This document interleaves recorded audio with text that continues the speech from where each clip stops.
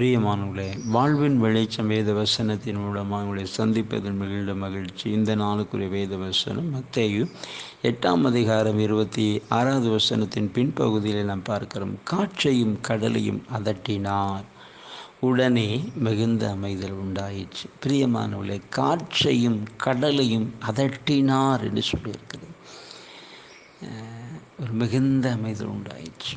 இப்போ இன்றைக்கும் நம்முடைய வாழ்க்கையிலும் நம்முடைய வாழ்க்கை படகுக்கு முன்னோக்கி செல்ல விடாதபடி காற்றும் கடல் நமக்கு எதிராக இருக்கலாம், நமக்கு விரோதமாக இருக்கலாம்.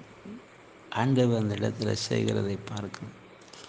அவர் காற்றையும் கடலையும் அதட்டி ஒரு மிகுந்த அமைதலை ஏற்படுத்தினார். அதே போல தான் உங்கள் வாழ்க்கையிலும் இருக்கிற அப்படிப்பட்ட சூழ்நிலைகளை அவர் மாற்றி ஒரு மிகுந்த அமைதலை ஏற்படுத்த வல்லவராயிருக்கிறார். பிரியமானவர்களே, போராட்டம், பிரச்சனை தாங்க முடியல, சமாளிக்க முடியல, கலங்கி போயிருக்கிறீங்களா? இன்றைக்கு ஆண்டவர் ஒரு அற்புதத்தை செய்ய போகிறார்.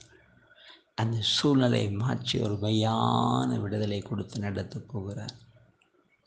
போராட்டத்துக்கு ஒரு முடிவுண்டாக போகுது. தீர்க்க முடியாத சில பிரச்சனைகளிலிருந்து கர்த்தர் உங்களை விடுவித்து நடத்த போகிறார்.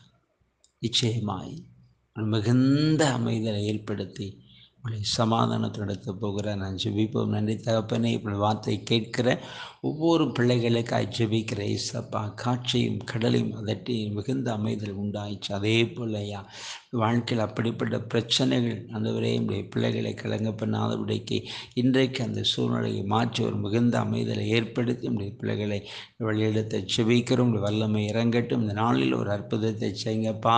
ஆண்டவர் கிருபையாக இறங்கி உதவி செய்ய இப்படிப்பட்ட எல்லா போராட்டங்களை நீக்கி நம்முடைய பிள்ளைகளுக்கு ஒரு மெய்யான விடுதலை கொடுத்து நம்முடைய பிள்ளைகளை ஆசீர்வதித்து நடத்தும். சில அன்பு காரணங்களுமை துடிக்கிறோம். மீட்பு நல்ல பிதாவே, ஆமென், ஆமென்.